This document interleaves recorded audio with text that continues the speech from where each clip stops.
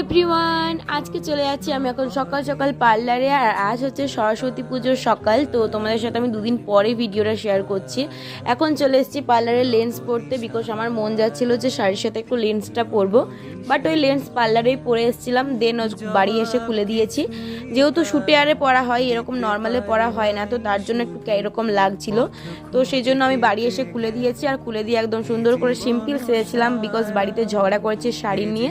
শাড়ি আর খুঁজে পাচ্ছিলাম না কি পরবো, দেন একটা লাস্টে কাঁথা স্টিচের হোয়াইট কালারের শাড়ি পরে বেরিয়ে গিয়েছিলাম। আমার ঠিকঠাক ভালো লাগছিল না, দেন এটাই পছন্দ হলো। তারপরে এখানে এসে দেখলাম আমাদের স্কুলে সমস্ত জুনিয়র সিনিয়র বেশ মজা করছে সবাই মিলে, আর সবাইকে সমস্ত স্কুলতে ইনভাইট করা হয়েছিল, তার জন্য সবাই এসেছিল। আর এখানে এখন প্রচুর ভিড়, এখানে এই বেঞ্চিগুলো নামানো রয়েছে, এখানে খাওয়া দাওয়া করা হবে।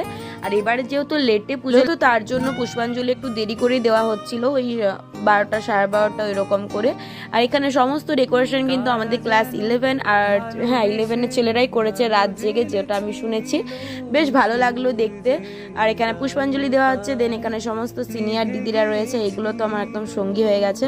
তারপর এখন খাওয়া দাওয়া স্টার্ট হবে। এখানে সমস্ত বাচ্চাদেরকে আগে খাওয়ানো হচ্ছিল যারা জুনিয়র রয়েছে।